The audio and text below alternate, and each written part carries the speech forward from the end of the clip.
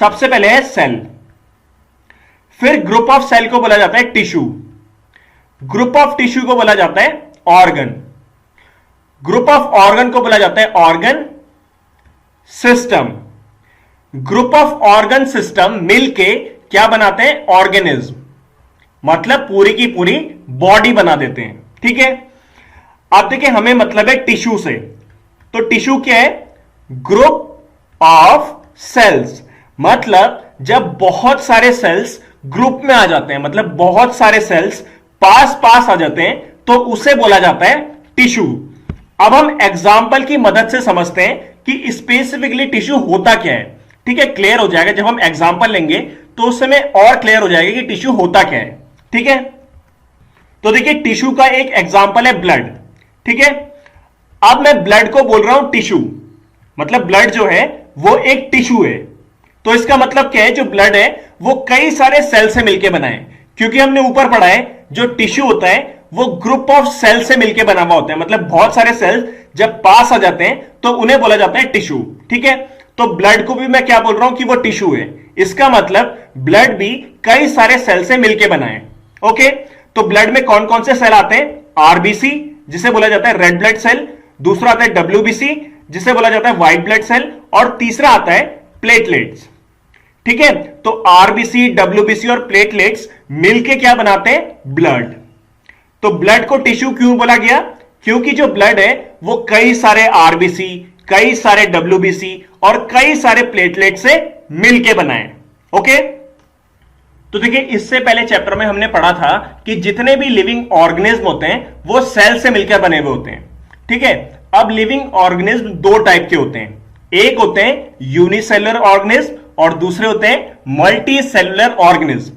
Unicellular organism कौन से होते हैं? जिनकी जो बॉडी होती है वो एक सेल से मिलकर बनी हुई होती है, मतलब यूनिसेलुलर ऑर्गेनिज्म जो होते हैं वो सिंगल सेल होते हैं, उनमें सिर्फ एक ही सेल होता है। और मल्टी सेलुलर ऑर्गेनिज्म कौन से होते हैं? जिनमें कई सारे सेल होते हैं, मतलब मल्टी सेलुलर ऑर्गेनिज्म की जो बॉडी होती है वो कई सारे सेल से मिलकर बनी होती है। क्लियर है? ठीक है, अब देखिए मल्टी सेलुलर का जैसे हम एग्जांपल लेते हैं ह्यूमन बीइंग, तो जो हम लोग हैं वो भी कई सारे सेल से मिलकर बने, तो हम क्या है? Multi cellular organism. अब देखिए हमने ऊपर क्या पढ़ा था? टिश्यू क्या है? Group of cell, group of cell को ही क्या बोला जाता है? टिश्यू। अब अगर हम बात करें यूनिसेलुलर ऑर्गेनिज्म की, मतलब ऐसा ऑर्गेनिज्म जिसमें सिर्फ एक ही सेल है, तो अब मैं अगर आपसे क्वेश्चन पूछता हूं कि यूनिसेलुलर ऑर्गेनिज्म में टिश्यू मिलेंगे या नहीं मिलेंगे, तो आपका जवाब क्या होना चाहिए? कि यूनिसेलुलर ऑर्गेनिज्म में टिश्यूज नहीं मिलेंगे, क्योंकि यूनिसेलुलर ऑर्गेनिज्म क्या है? सिर्फ एक ही सेल से मिलकर बना है, और टिश्यू क्या होता है? Group of cell. तो जब एक ही सेल है तो वो टिश्यू तो नहीं बना सकता, इसीलिए यूनिसेलुलर ऑर्गेनिज्म में टिश्यूज नहीं पाए जाते हैं। पर जो मल्टी सेलुलर ऑर्गेनिज्म होते हैं उनमें टिश्यूज पाए जाते हैं, क्योंकि मल्टी सेलुलर ऑर्गेनिज्म की जो बॉडी होती है वो कई सारे सेल से मिलकर बनी होती है, फिर ये जो सेल्स हैं ये ग्रुप में आते हैं और टिश्यूज बनाते हैं। ठीक है, तो जो भी हम टिश्यूज के बारे में पढ़ेंगे या जो भी एग्जांपल्स हम टिश्यूज के पढ़ेंगे वो सारे के सारे किस में होंगे? मल्टी सेलुलर ऑर्गेनिज्म में। आप देखिए जो यूनिसेलुलर ऑर्गेनिज्म होते हैं उनमें जो सिंगल सेल होता है वो सारे बेसिक फंक्शंस को परफॉर्म करता है। ठीक है, अब हमारी बॉडी में क्या है? कई सारे सेल्स हैं।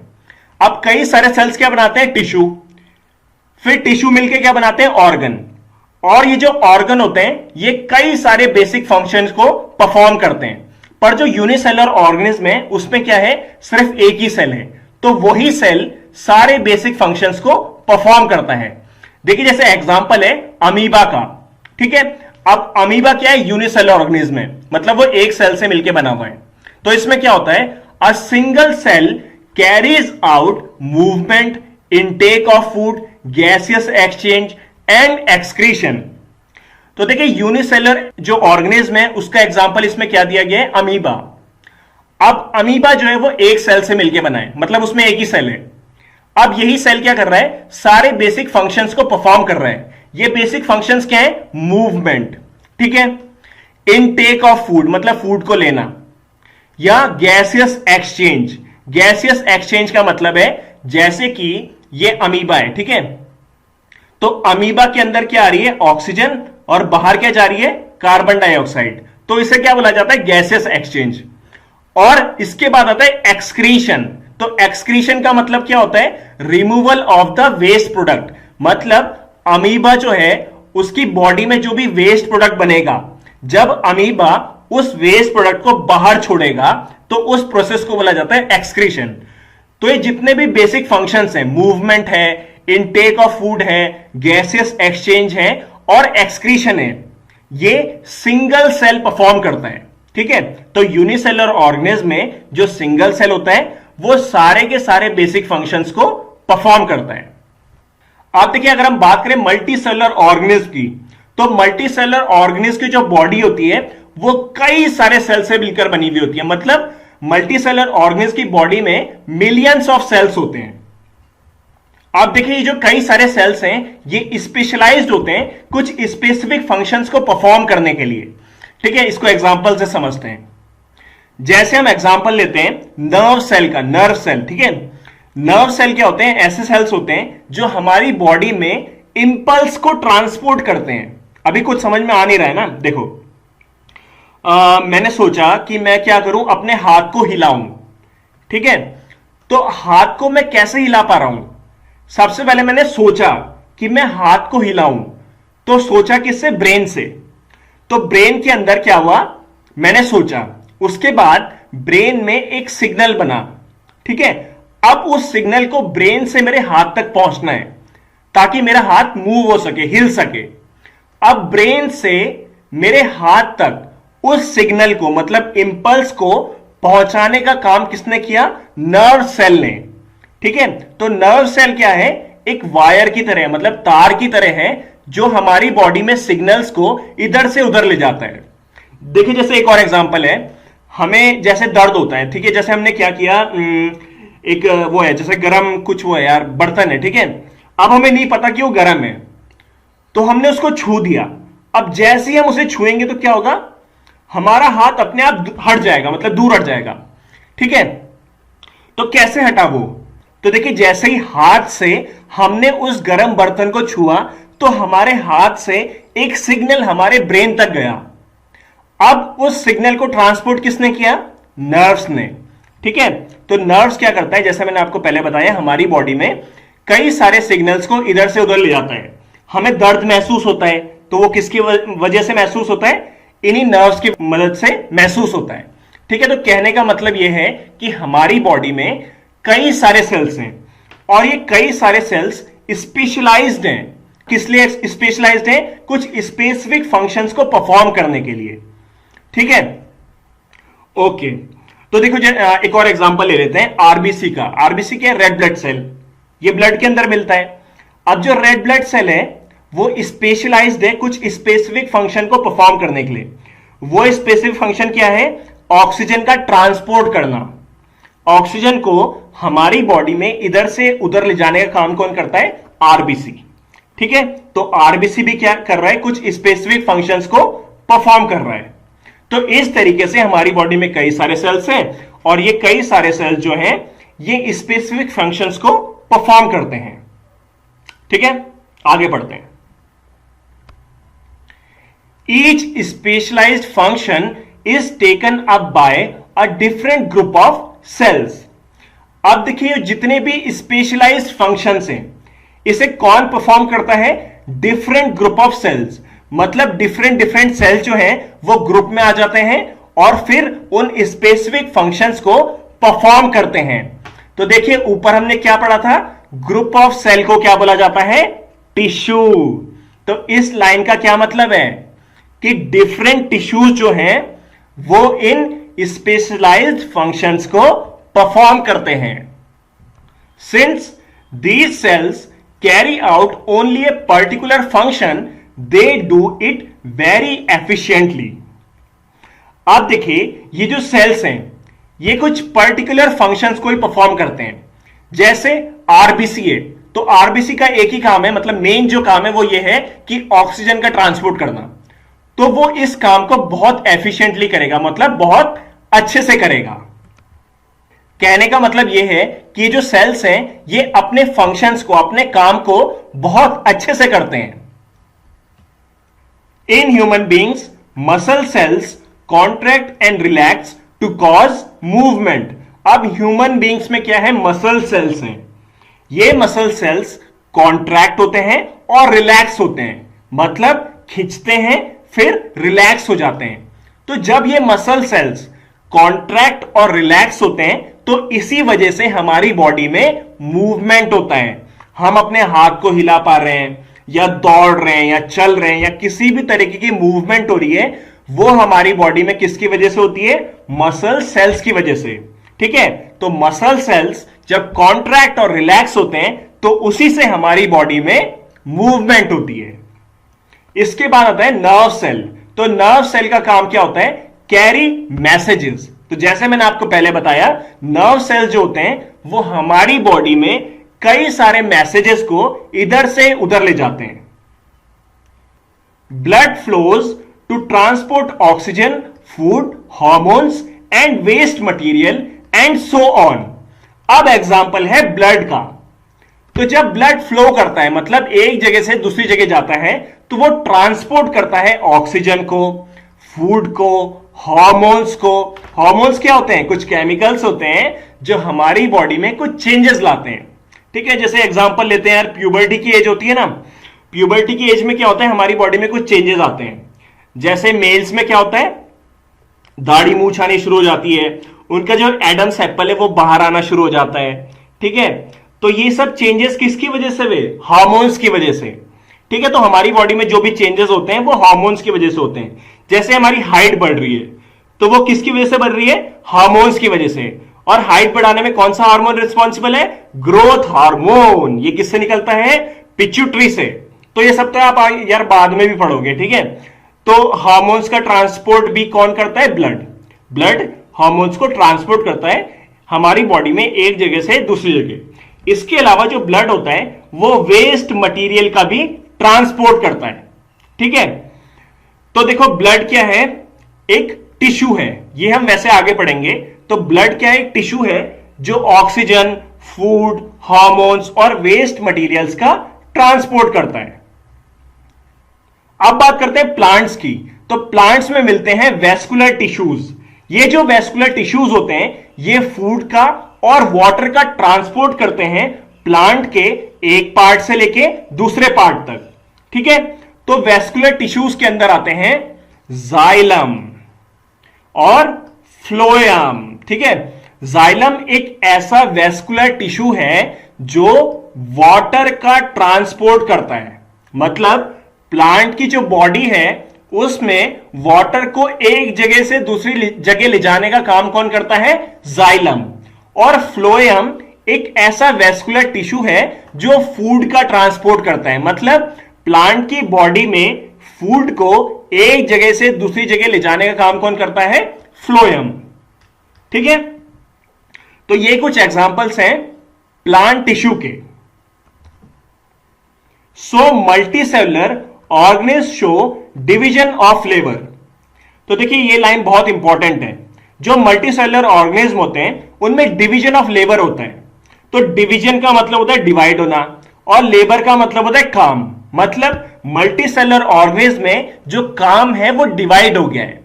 अब इसको समझते हैं। देखिए मल्टीसेलुलर ऑर्गेनिज्म है तो उनमें क्या होगा, टिश्यू होगा। ठीक है, अब हर टिश्यू क्या कर रहा है, अलग अलग काम को परफॉर्म कर रहा है। जैसे हमने एग्जांपल अभी पढ़ा था ना कि जो ह्यूमन बीइंग में मसल्स होते हैं वो क्या करते हैं, मूवमेंट में हेल्प करते हैं। जो ब्लड होता है वो ट्रांसपोर्ट में हेल्प करता है। ठीक है, इसी तरीके से प्लांट्स में जो वेस्कुलर टिश्यूज होते हैं तो वेस्कुलर टिश्यूज में जो जाइलम है वो वाटर का ट्रांसपोर्ट करता है, जो फ्लोएम है वो फूड का ट्रांसपोर्ट करता है। तो देखिए इससे हम समझ क्या रहे हैं, इससे हम ये समझ रहे हैं कि जो मल्टीसेलुलर ऑर्गेनिज्म होते हैं उनमें डिफरेंट काम को करने के लिए डिफरेंट टिश्यूज हैं। मतलब काम क्या हो रहा है, डिवाइड हो रहा है। कोई टिश्यू कोई और काम कर रहा है तो कोई टिश्यू कोई और काम कर रहा है। तो इसी को बोला जाता है डिवीजन ऑफ लेबर। तो मल्टीसेलुलर ऑर्गेनिज्म में डिवीजन ऑफ लेबर दिखता है। Okay, cells specialising in one function are often grouped together in the body. अब देखिए बॉडी में जैसे एक ये सेल है, एक ये सेल है, एक ये सेल है, एक ये सेल है और एक ये सेल है। ठीक है, अब ये जितने भी सेल हैं ये सेम टाइप का फंक्शन परफॉर्म कर रहे हैं। मतलब ये जो सेल है, ये जो फंक्शन परफॉर्म कर रहा है वही फंक्शन ये भी सेल परफॉर्म कर रहा है, वही फंक्शन ये भी सेल परफॉर्म कर रहा है, मतलब ये बाकी सेल भी वही फंक्शन को परफॉर्म कर रहे हैं। तो कहने का मतलब ये है कि जो सेल्स हैं ये एक ही फंक्शन को परफॉर्म कर रहे हैं। तो होता क्या है कि बॉडी के अंदर जो ऐसे सेल्स होते हैं जो एक टाइप के फंक्शन को परफॉर्म करते हैं वो ग्रुप में आ जाते हैं, मतलब पास पास आ जाते हैं। ठीक है, क्लियर है ना, समझ में आ गया ना? ठीक है। This means that a particular function is carried out by a cluster of cells at a definite place in the body. तो देखिए, जैसे एक ये सेल है, एक ये सेल है, एक ये सेल है, ये सेल है, ये सेल है। अब ये जो सेल्स हैं ये सेम फंक्शन को परफॉर्म कर रहे हैं। तो हमने ऊपर क्या पढ़ा था, जो ऐसे सेल्स जो सेम फंक्शन को परफॉर्म करते हैं वो ग्रुप में आ जाते हैं। ठीक है, फिर ग्रुप में आने के बाद ये एक पर्टिकुलर फंक्शन को परफॉर्म करने लगते हैं। ठीक है, ये हमने अभी तक पढ़ा। अब देखिए यहां पे लिखा है, ये जो क्लस्टर ऑफ सेल्स होते हैं, मतलब ग्रुप ऑफ सेल्स होते हैं जो इस पर्टिकुलर फंक्शन को परफॉर्म करते हैं, मतलब एक पर्टिकुलर फंक्शन को परफॉर्म करते हैं, वो बॉडी के एक डेफिनेट प्लेस में रहते हैं। ठीक है, देखो इसको समझते हैं। देखो जैसे क्या है ना, नर्व है। नर्व सेल्स क्या होते हैं, इंपल्स को ट्रांसपोर्ट करते हैं, मतलब मैसेज को ट्रांसपोर्ट करते हैं। अब हमने क्या पढ़ा था, जो ऐसे सेल्स होते हैं जो सेम फंक्शन को परफॉर्म करते हैं वो क्या आते हैं, ग्रुप में आ जाते हैं, और ग्रुप में आने के बाद एक पर्टिकुलर फंक्शन को परफॉर्म करते हैं। तो हमारी बॉडी में ब्रेन है। ब्रेन क्या है, कई सारे नर्व सेल से मिलकर बना है। ठीक है, तो हमने क्या पढ़ा, नर्व सेल जो होते हैं वो सेम फंक्शन को परफॉर्म करते हैं, और हमने ये भी पढ़ा जो ऐसे सेल्स होते हैं जो सेम फंक्शन को परफॉर्म करते हैं वो ग्रुप में आ जाते हैं। तो नर्व सेल, कई सारे नर्व सेल ग्रुप में आए और क्या बना दिया, ब्रेन। और ब्रेन हमें बॉडी के एक डेफिनेट प्लेस में मिलता है। तो यही बात इस लाइन में बताई गई है। This cluster of cells called a tissue is arranged and designed so as to give the highest possible efficiency of function। तो देखिए हमने क्या पढ़ा, ऐसे सेल्स जो सेम फंक्शन को परफॉर्म करते हैं अगर वो ग्रुप में आ जाएं तो ग्रुप में आने के बाद वो क्या बनाते हैं, टिश्यू। ठीक है, और जो टिश्यू होते हैं वो इस तरीके से अरेंज हुए रहते हैं या इस तरीके से डिजाइंड रहते हैं कि वो जो फंक्शन परफॉर्म करते हैं वो हाईएस्ट पॉसिबल एफिशिएंसी के साथ करें, मतलब बहुत अच्छे से उन फंक्शंस को परफॉर्म करते हैं। अब देखिए टिश्यू के कुछ एग्जांपल हैं, जैसे ब्लड, फ्लोएम एंड मसल। ठीक है, तो ब्लड किस में मिलता है, एनिमल में, तो ये क्या हुआ, एनिमल टिश्यू। फ्लोएम किस में मिलता है, प्लांट में, तो ये क्या है, वेस्कुलर टिश्यू। हमने पढ़ा था ना, फ्लोएम क्या ट्रांसपोर्ट करता है, फूड का ट्रांसपोर्ट करता है प्लांट्स में। तो ब्लड क्या है, एनिमल टिश्यू है, फ्लोएम क्या है, प्लांट टिश्यू है, और मसल्स क्या है, एनिमल टिश्यू। ठीक है, तो ये एग्जांपल्स हैं टिश्यू के। A group of cells that are similar in structure and और work together to achieve a particular function form a tissue. तो देखिए टिश्यू क्या है, ग्रुप ऑफ सेल्स है जिनका सिमिलर स्ट्रक्चर है, साथ ही ये जो सेल्स होते हैं जब ग्रुप में आ जाते हैं तो ये एक पर्टिकुलर फंक्शन को परफॉर्म करते हैं, तो इसी को बोला जाता है टिश्यू। ठीक है, तो देखिए जैसे क्या है, ये सेल है, ये सेल है, ये सेल है, ये सेल है, ये सेल है। ठीक है, अब उसने क्या बोला, ये जो सेल्स है इनका जो स्ट्रक्चर है वो सेम होना चाहिए, मतलब इसका स्ट्रक्चर जो है और इसका स्ट्रक्चर जो है, या इसका स्ट्रक्चर, इसका स्ट्रक्चर, इसका स्ट्रक्चर, इन सबका स्ट्रक्चर क्या होना चाहिए, सेम होना चाहिए। तो ये सेल्स जब ग्रुप में आ जाते हैं तो ये एक पर्टिकुलर फंक्शन को परफॉर्म करने लगते हैं और इसी को बोला जाता है tissue. Are plants and animals made of same types of tissue. अब इस लाइन में क्या लिखा है, जो प्लांट्स होते हैं और जो एनिमल्स होते हैं क्या वो सेम टाइप के टिश्यू से मिलकर बने हुए होते हैं, मतलब जो प्लांट के अंदर टिश्यू मिलता है और जो एनिमल के अंदर टिश्यू मिलता है क्या वो सेम होते हैं, तो यही हमें समझना है। Let us compare there structure and function. तो इसको समझने के लिए हमको सबसे पहले क्या करना पड़ेगा, प्लांट के स्ट्रक्चर और फंक्शन और एनिमल के स्ट्रक्चर और फंक्शन को कंपेयर करना पड़ेगा। क्या प्लांट्स और एनिमल्स का सेम स्ट्रक्चर होता है, यार ऐसा तो बिल्कुल नहीं होता। ठीक है, या प्लांट्स और एनिमल्स सेम फंक्शंस को परफॉर्म करते हैं। प्लांट्स और एनिमल्स में कई सारे नोटिसेबल डिफरेंसेस रहते हैं। मतलब अगर हम किसी प्लांट को देखें या किसी एनिमल को देखें तो हमें कई सारे डिफरेंसेस दिख जाएंगे। जैसे प्लांट्स आर स्टेशनरी और fix, they do not move. जो प्लांट्स होते हैं वो स्टेशनरी होते हैं, मतलब फिक्स होते हैं, और वो अपनी जगह से मूव नहीं कर सकते। Since they have to be upright, they have a large quantity of supportive tissue. आप देखिए जो प्लांट्स होते हैं वो कैसे होते हैं, अपराइट होते हैं, मतलब सीधे होते हैं, सीधे खड़े रहते हैं ना। अब प्लांट को अगर सीधे खड़े रहना है तो उनको कुछ सपोर्टिव टिश्यूज की जरूरत होती है। ये सपोर्टिव टिश्यूज क्या करते हैं, प्लांट को सीधा खड़े रहने में मदद करते हैं। तो प्लांट्स के अंदर कई सारे, मतलब लार्ज क्वांटिटी में ये सपोर्टिव टिश्यूज होते हैं जो प्लांट्स को अपराइट रहने में मदद करते हैं। The supportive tissue generally has dead cells. आप देखिए ये जो सपोर्टिव टिश्यूज होते हैं, तो ज्यादातर जो सपोर्टिव टिश्यूज होते हैं वो क्या होते हैं, डेड सेल से मिलकर बने हुए होते हैं। मतलब जो सपोर्टिव टिश्यूज होते हैं उनके अंदर क्या होते हैं, डेड सेल्स होते हैं, मरे हुए सेल्स होते हैं। तो देखो यहां पे ये चीज याद रखना कि जो प्लांट्स होते हैं ना, प्लांट्स में जो सपोर्टिव टिश्यूज होते हैं उनके अंदर जनरली क्या रहते हैं, डेड सेल्स रहते हैं। आप देखिए जो एनिमल्स होते हैं वो एक जगह से दूसरी जगह मूव करते हैं। अब वो मूव क्यों करते हैं, in search of food, mates and shelter.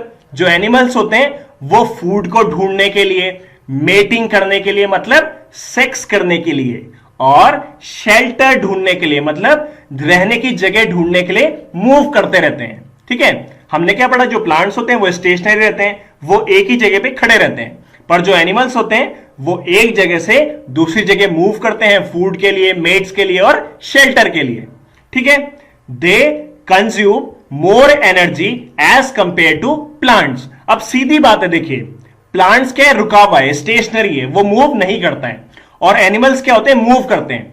अब जो चीज मूव कर रही है उसको मूव करने के लिए ज्यादा एनर्जी चाहिए, मोर एनर्जी चाहिए अगर हम कंपेयर करें प्लांट से। तो जो एनिमल्स होते हैं उनको ज्यादा एनर्जी चाहिए होती है प्लांट के मुकाबले, क्योंकि एनिमल्स मूव करते हैं। Most of the tissues they contain are living. और एनिमल्स में जो ज्यादातर टिश्यूज होते हैं वो कैसे होते हैं, लिविंग होते हैं। हमने प्लांट में क्या पढ़ा था, जो प्लांट्स में ज्यादातर सपोर्टिव टिश्यूज होते हैं वो कैसे होते हैं, डेड होते हैं। पर एनिमल्स में जो टिश्यूज होते हैं वो जनरली कैसे होते हैं, लिविंग होते हैं। अब देखिए एक और डिफरेंस जो प्लांट्स और एनिमल्स में है वो ये है कि उनका जो पैटर्न है, मतलब ग्रोथ का जो पैटर्न है वो डिफरेंट होता है। मतलब जो प्लांट्स हैं वो किसी और तरीके से ग्रो करते हैं और जो एनिमल्स हैं वो किसी और तरीके से ग्रो करते हैं। अब वो कैसे ग्रो करते हैं उसको समझते हैं। The growth in plants is limited to certain regions. आप देखिए जो प्लांट की बॉडी होती है उसमें कुछ ही ऐसे रीजन्स होते हैं या कुछ ही ऐसे पार्ट्स होते हैं जहां पे ग्रोथ होती है। मतलब प्लांट के हर पार्ट में ग्रोथ नहीं होती है। ठीक है, अब ऐसा क्यों होता है, मतलब ऐसा क्यों होता है कि जो प्लांट के हर पार्ट में ग्रोथ नहीं होती है, सिर्फ कुछ ही पार्ट्स में ग्रोथ होती है। देखिए प्लांट में जो ग्रोथ के लिए रिस्पॉन्सिबल टिश्यू है उसका नाम है मेरिस्टेमेटिक टिश्यू, उसको हम वैसे आगे पढ़ेंगे। तो जो मेरिस्टेमेटिक टिश्यूज होते हैं वो प्लांट्स में क्या करते हैं, ग्रोथ करने में हेल्प करते हैं।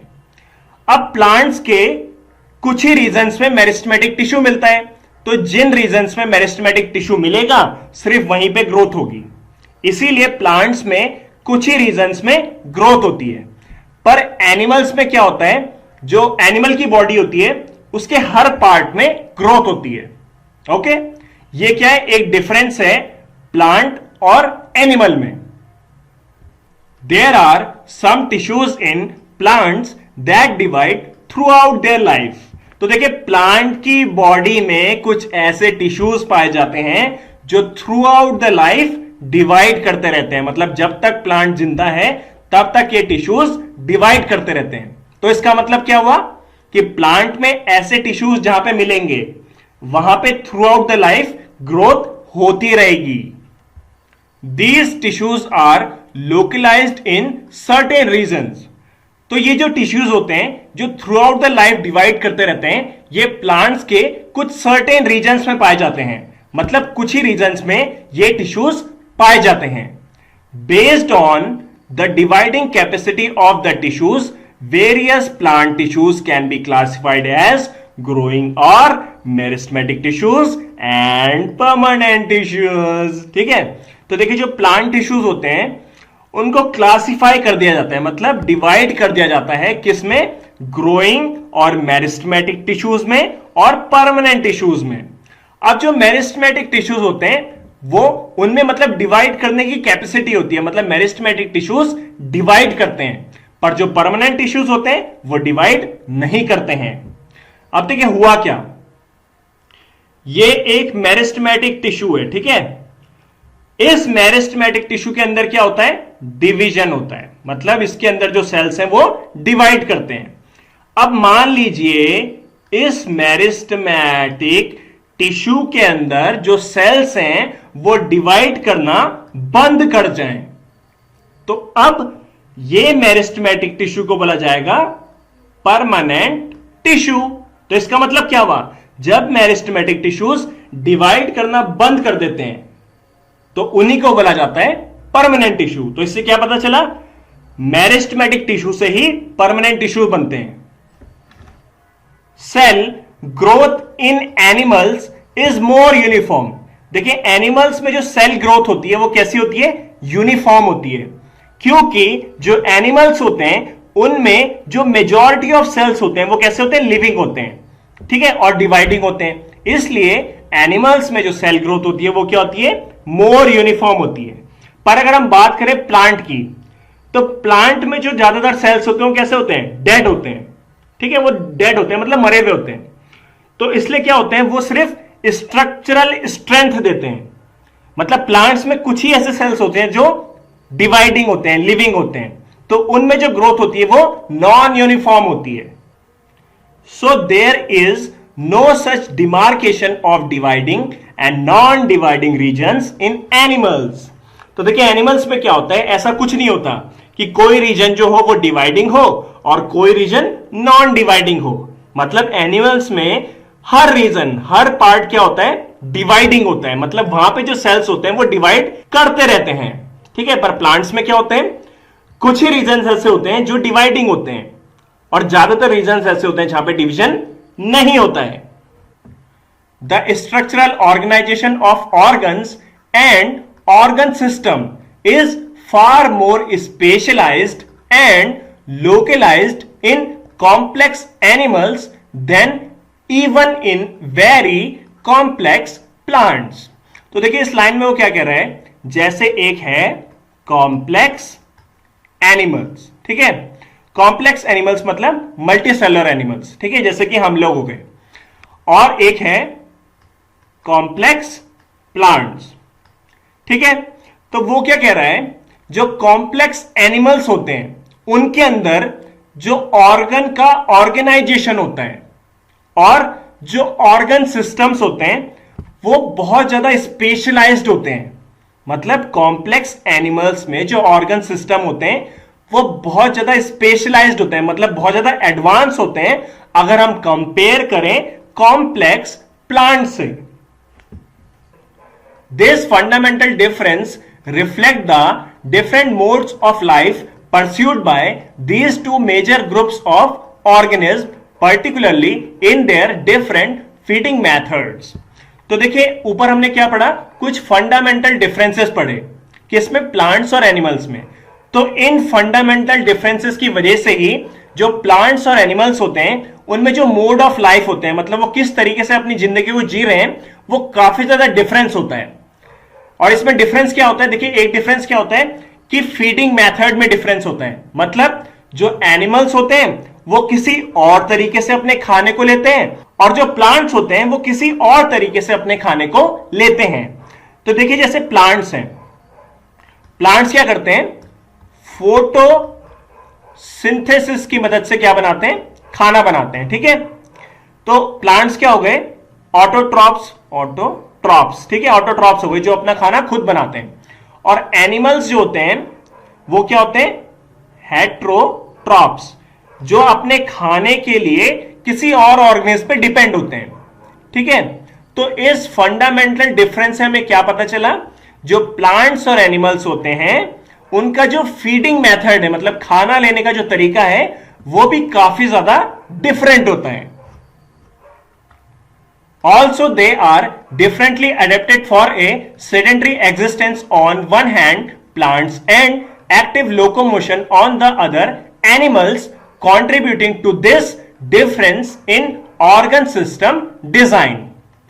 तो देखिए, जो प्लांट्स होते हैं उनमें क्या होता है, सेडेंट्री एग्जिस्टेंस होता है, मतलब प्लांट्स एक जगह से दूसरी जगह मूव नहीं करते हैं।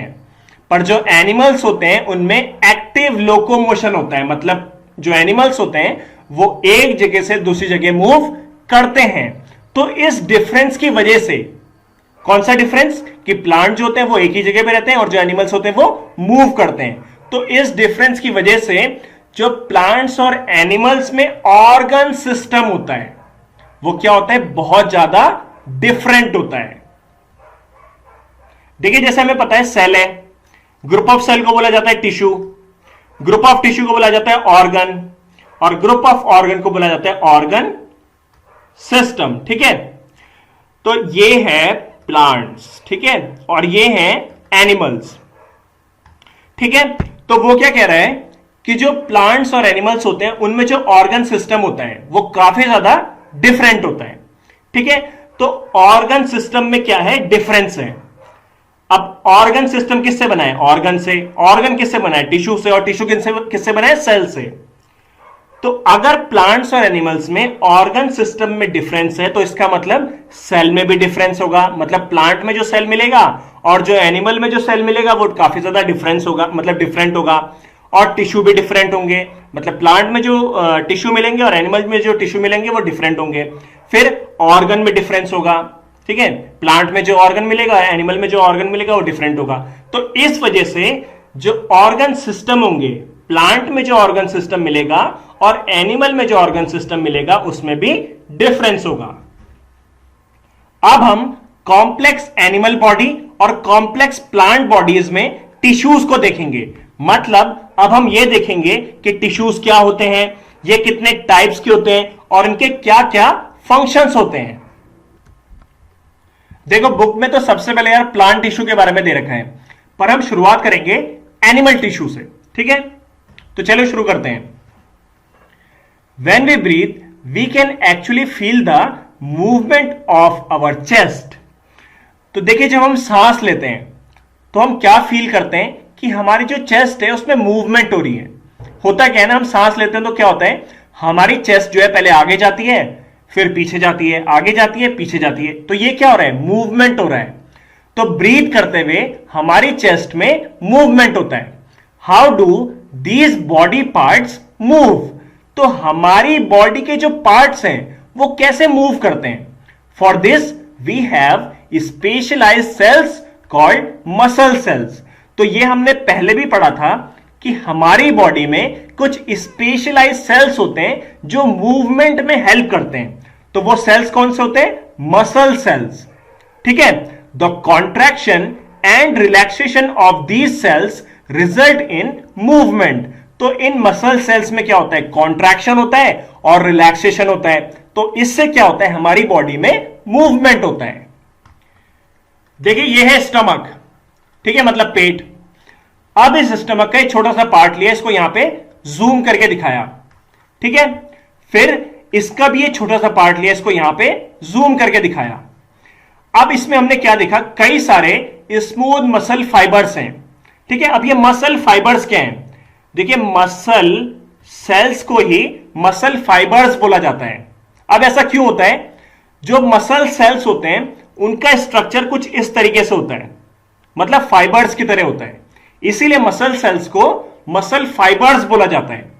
अब ये स्मूथ का मतलब क्या है, यहां पे लिखा है ना स्मूथ, स्मूथ मसल फाइबर। देखिए क्या होता है ना, दो टाइप के मसल फाइबर्स होते हैं, एक होते हैं स्मूथ मसल फाइबर और एक होते हैं स्ट्रिएटेड मसल फाइबर्स। उनको हम वैसे हम आगे पढ़ेंगे, ठीक है। तो ये दो टाइप के होते हैं, इसको हम वैसे हम आगे पढ़ेंगे, ठीक है। अब देखिए, यहां पे इस फिगर में दिखाया गया है एक स्मूथ मसल फाइबर को, मतलब एक स्मूथ मसल सेल को। ठीक है, तो इसके अंदर क्या है, ये न्यूक्लियस है।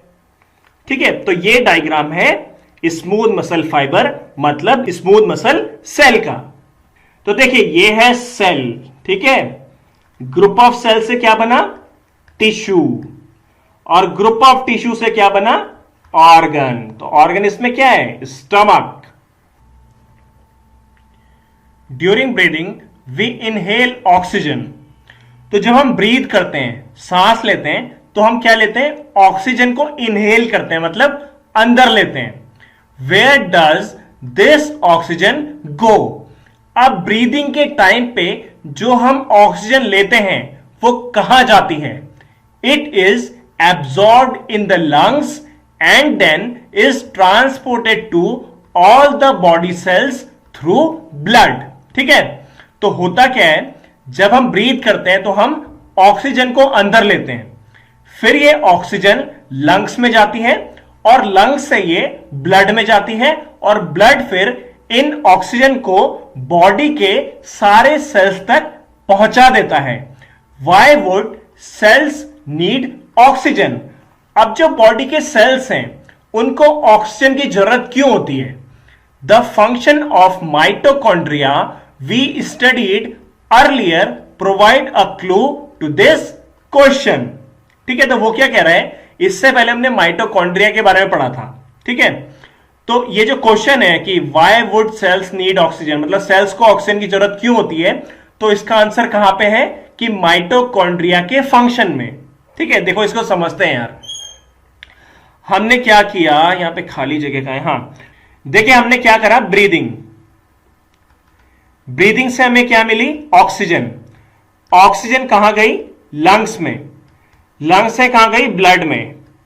ब्लड से कहां गई, सेल में। और सेल में भी कहां गई, माइटोकॉन्ड्रिया में। ठीक है, इसी तरीके से हमने क्या करा, न्यूट्रिशन। न्यूट्रिशन मतलब हमने खाने को खाया, तो खाने से हमें क्या मिला, ग्लूकोज। ठीक है, फिर ये ग्लूकोज ब्लड में गया, ब्लड से सेल में गया और सेल से ये माइटोकॉन्ड्रिया में चले गया। ठीक है, तो क्वेश्चन क्या था, क्वेश्चन ये था कि सेल्स को ऑक्सीजन की जरूरत क्यों होती है, इसको समझते हैं। देखिए अब ये है माइटोकॉन्ड्रिया। माइटोकॉन्ड्रिया में क्या है, ब्रीदिंग के थ्रू क्या आ गया, ऑक्सीजन, और न्यूट्रिशन के थ्रू क्या आ गया, ग्लूकोज। अब जो ग्लूकोज है उसके साथ ऑक्सीजन रिएक्ट करती है और रिएक्ट करने के बाद क्या बनाती है, एटीपी। एटीपी क्या है, एडिनोसिन ट्राइफॉस्फेट, मतलब ये क्या है, एनर्जी। खाना खाने के बाद जो हमें एनर्जी मिलती है वो किस फॉर्म में मिलती है, एटीपी की फॉर्म में। ठीक है ना, तो देखिए इस क्वेश्चन का आंसर क्या है। क्वेश्चन क्या है कि सेल्स को ऑक्सीजन क्यों चाहिए होती है। सेल्स को ऑक्सीजन इसलिए चाहिए होती है ताकि सेल के अंदर जो माइटोकॉन्ड्रिया है उसमें ये ऑक्सीजन ग्लूकोज के साथ रिएक्ट करके एटीपी बनाए, मतलब एनर्जी बनाए।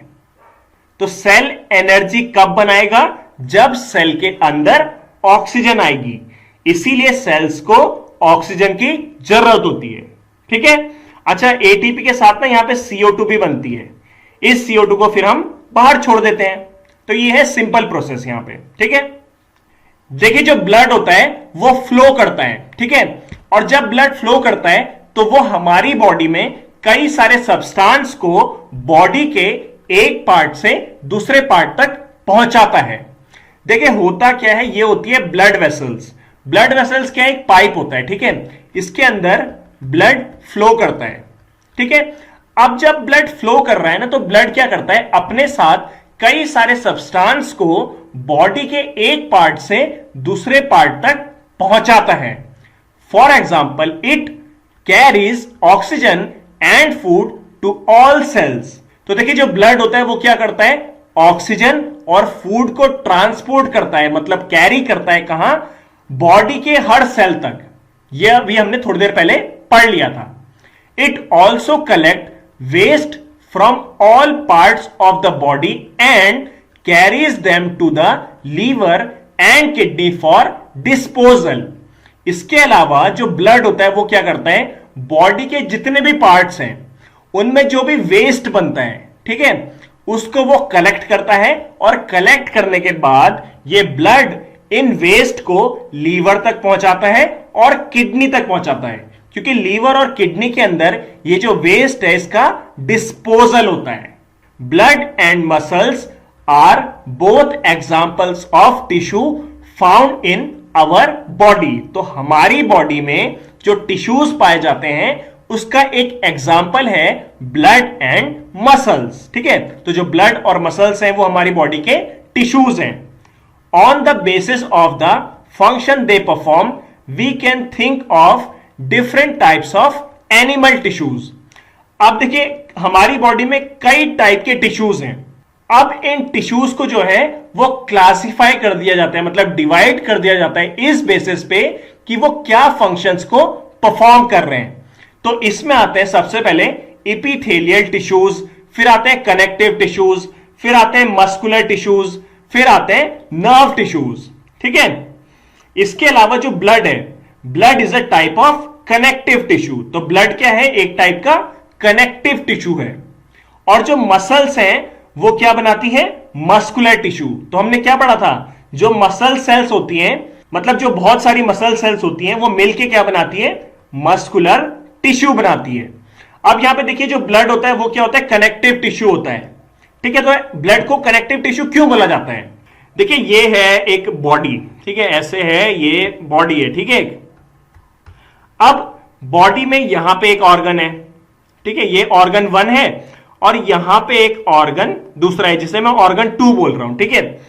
अब देखिए इस ऑर्गन से कुछ भी सब्सटेंस यहां तक पहुंचना है तो वो किसकी मदद से पहुंचेगा, ब्लड की मदद से, ठीक है। या इस ऑर्गन से यहां कुछ सब्सटेंस को पहुंचना है तो किसकी मदद से पहुंचेगा, ब्लड की मदद से। तो ब्लड क्या कर रहा है, इस ऑर्गन को इस ऑर्गन से कनेक्ट कर रहा है। तो इसी तरीके से जो ब्लड होता है वो हमारी बॉडी में जितने भी ऑर्गन्स हैं उनको आपस में कनेक्ट करता है, इसीलिए ब्लड को बोला जाता है कनेक्टिव टिश्यू।